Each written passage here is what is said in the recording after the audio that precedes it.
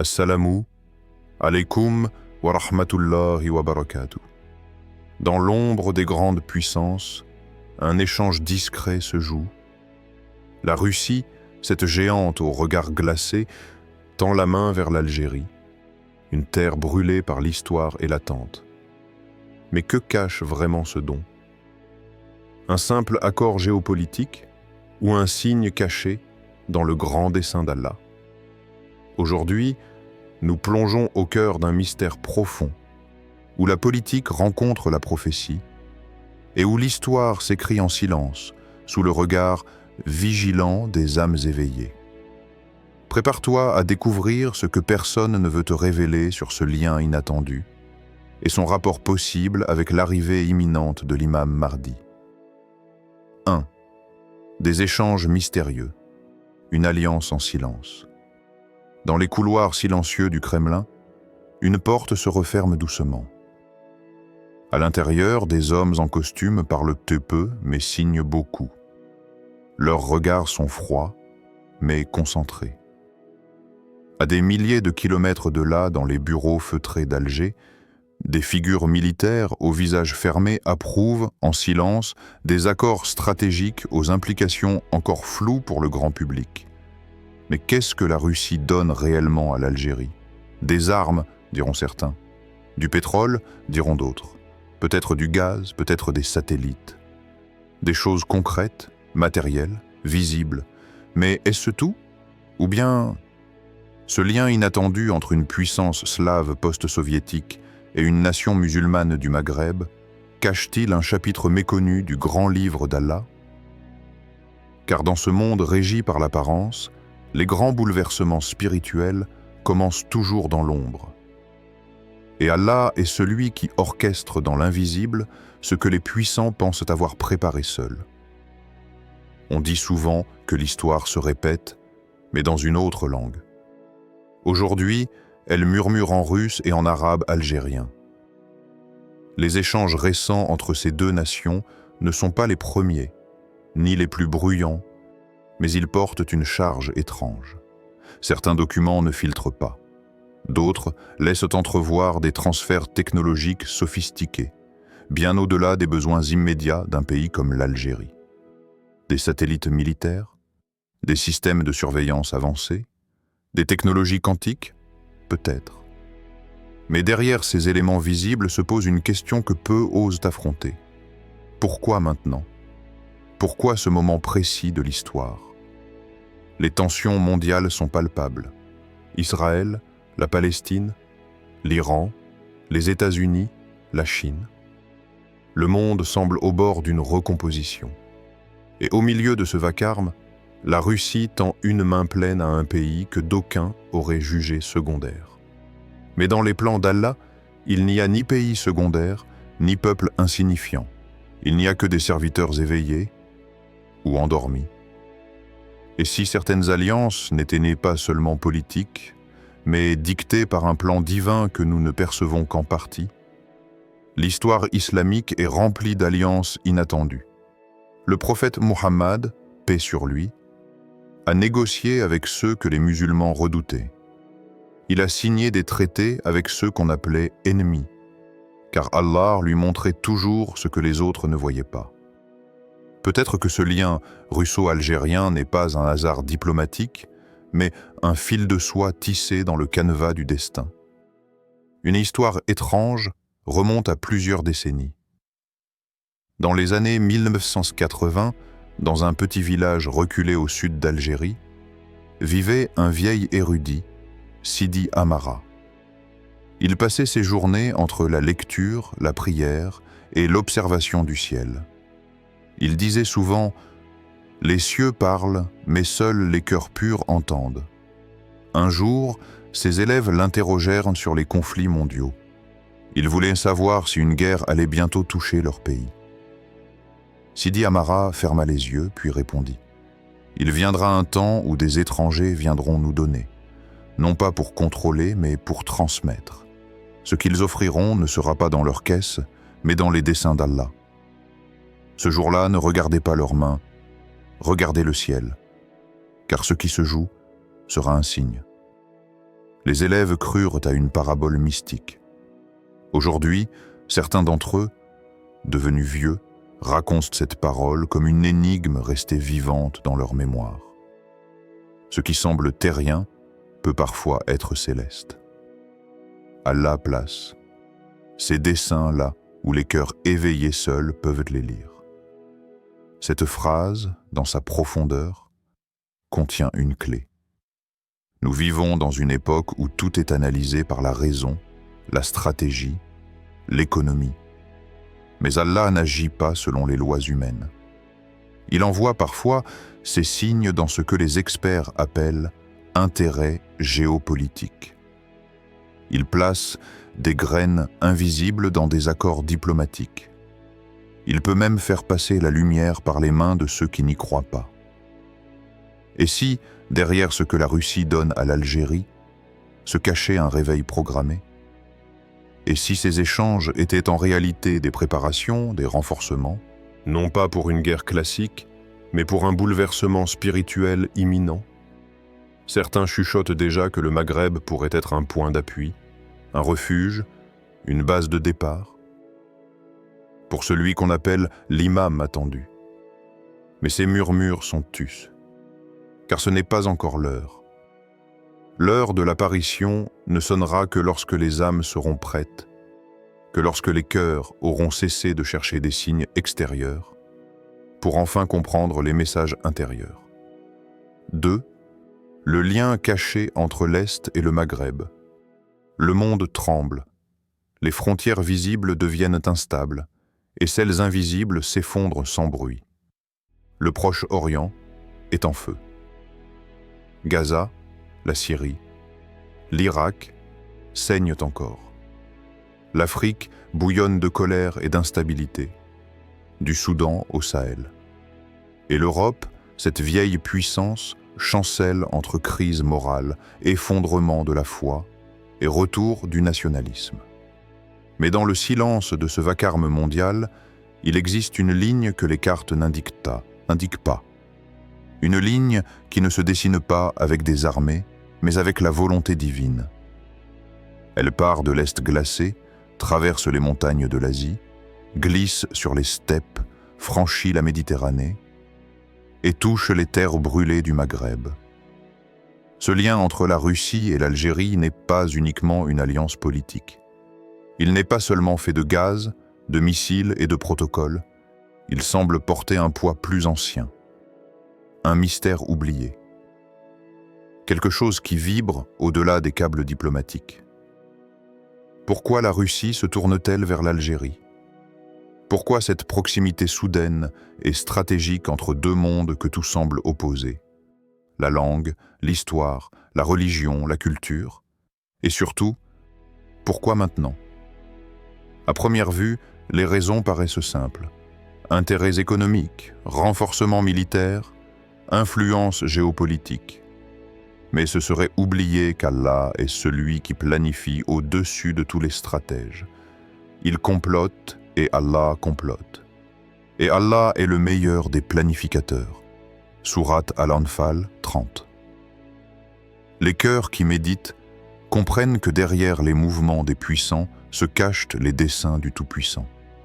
Car Allah n'attend pas la permission des empires pour faire avancer sa lumière. Histoire méditative. Il y a plusieurs années, dans un petit village non loin de Tlemcen, un homme pieux, simple ouvrier de la terre, fit un rêve. Une, puis deux, puis trois fois. Chaque nuit, il voyait de hautes montagnes enneigées. Au sommet, un cavalier vêtu d'un manteau d'hiver, semblable à ceux des soldats russes, avançait lentement. Mais dans ses mains, il ne portait ni armes, ni étendard. Il portait un Coran lumineux. La troisième fois, l'homme s'éveilla en pleurant. Il raconta le rêve à l'imam du village. « L'Est nous donnera peut-être le glaive, mais c'est à nous de porter la lumière. » Le rêve fut noté, puis oublié dans l'anonymat des villages. Mais aujourd'hui, il résonne autrement. Le lien entre la Russie et l'Algérie peut être vu comme une alliance froide, ou comme un réveil cosmique, car Allah, dans sa sagesse, peut utiliser des nations qui ne l'adorent pas pour préparer le terrain de ceux qui le servent. C'est une vérité que beaucoup de croyants ignorent. Allah se sert parfois des ombres pour faire avancer la lumière.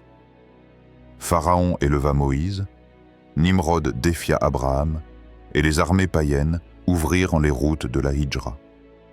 Alors, est-il impossible que des puissances comme la Russie, avec ses intérêts, ses ambitions, son pouvoir, soit elle-même intégrée dans une horlogerie divine plus vaste, imperceptible, mais implacable? Est-ce que certaines nations, sans le savoir, sont utilisées comme instruments par Allah pour préparer le terrain de sa promesse? Ce que l'œil voit comme logique stratégique peut être, en réalité, un chapitre du livre invisible d'Allah. Le Mahdi, selon de nombreuses traditions, ne surgira pas de l'ombre sans préambule. Il apparaîtra dans un monde préparé, sur un échiquier placé par des mains humaines, mais orienté par une volonté supérieure. L'histoire se répète sous des formes nouvelles. Le Mahdi n'émergera pas dans un vide, mais sur un échiquier déjà placé par le Très-Haut. Et cet échiquier se construit lentement, case après case, accord après accord. Peut-être que les missiles russes en Algérie ne sont pas destinés à la guerre, mais à la dissuasion spirituelle. Peut-être que les radars qui s'installent ne surveillent pas seulement les cieux, mais symbolisent un monde en éveil. Peut-être même que ces liens sont les prémices d'une époque où des alliances inattendues deviendront les gardiennes du secret final, l'éveil du Mahdi. Pendant que le monde observe des chiffres, des drones, des sanctions et des contrats, les croyants éveillés perçoivent autre chose. Une ligne invisible, subtile, presque poétique. Un lien silencieux entre deux rives, l'Est, froid et sévère. Le Maghreb, chaud et brûlant, mais tous deux appelés à préparer, sans le savoir, un même destin spirituel. 3. L'Algérie, une terre prête pour le soulèvement spirituel. L'Algérie, quand on prononce ce nom, ce n'est pas une simple étendue de terre qu'on évoque. C'est un souffle, un vent lourd de mémoire, un sable imprégné de sang, de larmes et de patience. Cette terre n'est pas seulement une géographie, c'est une âme blessée, mais digne. Elle a vu l'oppression, entendu les cris de ceux qu'on voulait faire taire, goûté à la solitude des peuples fiers. Elle a connu les chaînes coloniales, les flammes de la guerre et le long silence qui suit la victoire. Mais aujourd'hui, cette terre semble différente. Elle semble écouter quelque chose que les hommes pressés n'entendent pas. Un bruit faible, mais croissant. Comme un pas discret sur les feuilles du destin. Comme un souffle sacré qui s'approche, lentement, sans fracas, mais avec certitude. Les temps changent, les infrastructures se lèvent, les ports se modernisent, les routes s'élargissent, les satellites se connectent, les bases se renforcent. La Russie donne, la Chine observe, l'Europe s'inquiète. Mais l'Algérie, elle, se tait. Ce silence est profond. Ce n'est pas le silence de l'indifférence. C'est celui de la terre avant la pluie. Celui du croyant avant la prière. Celui du monde avant un basculement. On pourrait croire que ces mouvements technologiques et militaires ne sont que les fruits de stratégies classiques. Mais ceux qui regardent avec les yeux du cœur voient autre chose. Un vêtement, un manteau discret, cousu lentement sur une nation. Un vêtement préparé non pour la guerre, mais pour la mission. Car dans l'histoire d'Allah, chaque terre choisie pour un rôle a été vêtue d'une manière particulière. L'Arabie fut rendue stérile pour que seule la parole d'Allah y pousse. La Palestine fut rendue sacrée pour que les prophètes y passent. Et si l'Algérie, elle, était rendue forte, discrète et patiente, pour protéger? Histoire du peuple. Dans une maison modeste de Constantine, un jeune garçon regarde par la fenêtre. Il voit le ciel orange du Maghreb. Il dit à sa mère « Je ne sais pas pourquoi, mais je sens que notre pays est appelé à quelque chose de grand. » Sa mère, une femme simple mais spirituelle, plie le linge sans lever les yeux. Elle répond doucement « Alors prépare ton âme, pas ton arme, car ce qui arrive n'est pas une guerre, c'est une épreuve. » Cette scène, inventée mais vraie dans tant de foyers, résonne comme une vérité éternelle.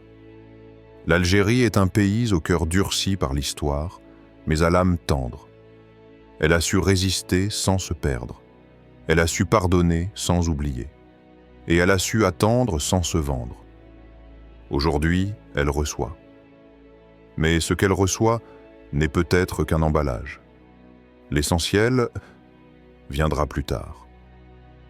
Peut-être que ce que l'on croit être une alliance stratégique est, en réalité, une onction sacrée. Et si l'Algérie devait jouer un rôle dans l'accueil ou la protection de celui qu'on attend tous, l'imam Mahdi, les récits anciens parlent de terre sûre, de refuge, de peuples forts mais spirituellement profonds, des endroits où le Mahdi pourrait passer, se cacher ou rassembler. Est-il impensable que ce rôle soit donné à une terre qui a prouvé, depuis des siècles, sa capacité à tenir debout? Une terre dont le peuple a déjà connu l'attente, la douleur, la chute et le relèvement? Une terre capable de protéger sans trahir, d'abriter sans se soumettre, de croire sans faiblir?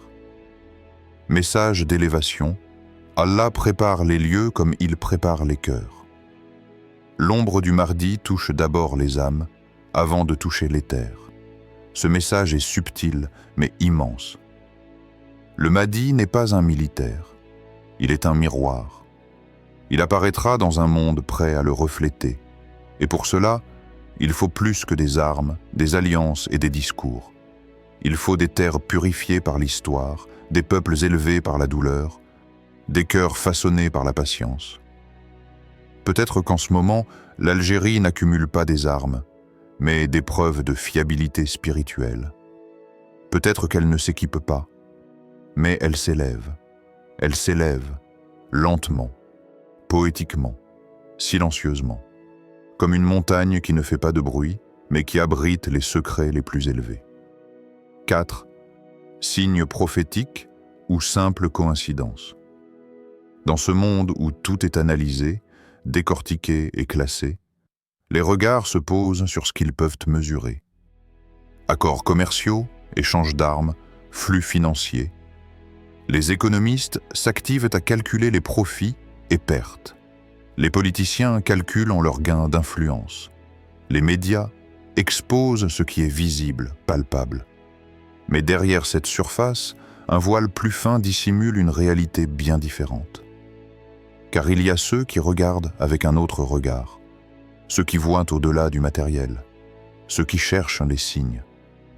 Les croyants savent que rien n'est jamais anodin, qu'au cœur des événements les plus ordinaires peut se cacher un message, un rappel, une promesse. En vérité, c'est dans les signes que réfléchissent les gens dotés d'intelligence. Sourate Al-Imran 190. Dans l'histoire des temps, le chemin vers la vérité a toujours été bordé de signes que seuls les sages savent déchiffrer. Ces signes ne ressemblent pas toujours à des éclairs dans la nuit. Parfois, ils sont subtils, discrets, presque imperceptibles, cachés sous le manteau des coïncidences. C'est ce que rappelle un ancien moudjahid, dont la mémoire est un trésor de guerre et de foi. Il raconte « Pendant la guerre, un avion russe s'est écrasé près de nous. À l'intérieur, il y avait un Coran. Ce jour-là, j'ai compris qu'Allah peut envoyer ses messages, même depuis l'Est. Ce simple fait, un avion tombé, une révélation trouvée, a changé sa perception. Ce n'était plus un simple accident militaire. C'était un signe. Un rappel que l'invisible agit partout, même au milieu des conflits les plus cruels. Combien de fois passons-nous à côté de ces messages parce qu'ils ne prennent pas la forme que nous attendons? Combien de vérités avons-nous laissé filer parce qu'elles étaient voilées, déguisés ou même présentés sous un masque que nous refusions de voir? Question existentielle. Combien de signes avons-nous déjà ignorés parce qu'ils ne portaient pas le vêtement que nous attendions? Nous attendons des miracles éclatants, des prodiges visibles, des révélations tonitruantes. Mais souvent, Allah agit dans le secret, dans la simplicité, dans l'ombre. Il teste la foi, il affine la patience, il pousse l'âme à s'élever. Les chemins du Mahdi ne sont pas toujours faits de lumière éclatante. Parfois, ils passent par l'ombre pour tester notre foi. Le Mahdi ne surgira pas dans un éclat de feu et de foudre. Il s'avancera dans la discrétion. Il émergera dans la douceur, la sagesse, le calme, comme un rayon de lune qui perce la nuit, plutôt qu'un soleil aveuglant. Cette ombre dans laquelle il se mouvra ne doit pas nous effrayer, ni nous faire douter. Car dans cette obscurité, la lumière la plus pure se forge. C'est une épreuve, une invitation à regarder au-delà du visible, à écouter avec le cœur. La Russie et l'Algérie ne se limitent pas seulement par des accords visibles. Ils tissent peut-être une toile spirituelle. Un réseau invisible qui prépare, silencieusement, l'émergence d'un grand destin. Et chaque détail, chaque événement, aussi banal ou troublant soit-il, peut être un jalon sur ce chemin. Il appartient à chacun d'entre nous d'ouvrir ses yeux intérieurs, de ne pas laisser passer les signes sous prétexte qu'ils ne correspondent pas à nos attentes ou à nos certitudes. Car la sagesse est dans la flexibilité de l'âme, dans la capacité à reconnaître la lumière même dans l'ombre. 5. Prépare ton cœur car le temps s'approche. Le monde change. Il s'agite, il se débat, il se fracture. Mais au-delà du tumulte, un murmure se fait entendre, un souffle léger qui caresse l'âme fatiguée, une invitation discrète mais insistante. Prépare ton cœur. Ce que la Russie offre aujourd'hui à l'Algérie n'est peut-être qu'un simple début. Un premier pas dans un voyage invisible, un premier geste dans une danse spirituelle qui touche toute l'Oumma. Mais pour comprendre, pour accompagner ce mouvement, il ne suffit pas de lever les armes ou de se préparer au conflit matériel. Il faut avant tout purifier son cœur. Car l'imam Mahdi ne viendra pas comme un roi guerrier aux armées innombrables. Il apparaîtra dans la lumière douce de la vérité, dans le calme profond des âmes éveillées. Il frappera non à la porte des cités, mais à la porte des consciences. Histoire ultime, en Kabylie, dans une maison modeste où résonnent les chants du Coran, vivait une femme pieuse. Chaque soir, elle réunissait ses enfants autour d'elle pour leur transmettre la sagesse de leurs ancêtres. Un soir, elle leur dit doucement : « Le Mahdi ne viendra pas frapper à votre porte. Il frappera à votre conscience. Soyez éveillés, pas distraits. » Ces mots, simples mais profonds, résonnent aujourd'hui comme un appel. Un appel à ouvrir ses yeux intérieurs, à être attentif au murmure des signes, à ne pas laisser passer le moment où l'âme doit s'élever. Ne te prépare pas à combattre le vent, ne te prépare pas à fuir l'orage, prépare-toi à recevoir la lumière. Prépare ton cœur, car c'est lui la véritable forteresse. La forteresse où l'on peut entendre la voix du divin, la forteresse où la foi devient force, où la patience devient victoire. Question finale aux spectateurs. Toi, qui regardes cette vidéo en ce moment, si l'imam Mahdi apparaissait demain, ton âme serait-elle prête à le suivre? Même sans preuve apparente, même sans signe éclatant, avec seulement la certitude du cœur? Dans cette attente, chaque souffle compte. Chaque pensée pure est une pierre posée sur le chemin. Chaque acte de bonté, chaque prière sincère, chaque moment d'humilité construit le pont entre l'instant présent et le temps à venir. Rien n'est hasard. Tout est signe. Ce que la Russie donne à l'Algérie, peut-être n'est-ce pas seulement pour une nation, mais pour toute l'Oumma. Les vents du changement soufflent doucement. Ils s'amplifieront bientôt. L'heure approche. Sois prêt. Pas avec peur, ni avec impatience, mais avec un cœur apaisé, clair, ouvert. Car dans cette préparation, c'est la victoire intérieure qui s'annonce. Ce que la Russie donne à l'Algérie n'est peut-être pas qu'un simple échange d'armes ou de technologies. C'est peut-être un souffle spirituel qui prépare le terrain à un bouleversement plus grand. Un appel à l'éveil des cœurs, un signe subtil caché dans les coulisses du monde visible. Et toi, spectateur, es-tu prêt à entendre ce souffle, à ouvrir ton cœur aux signes invisibles?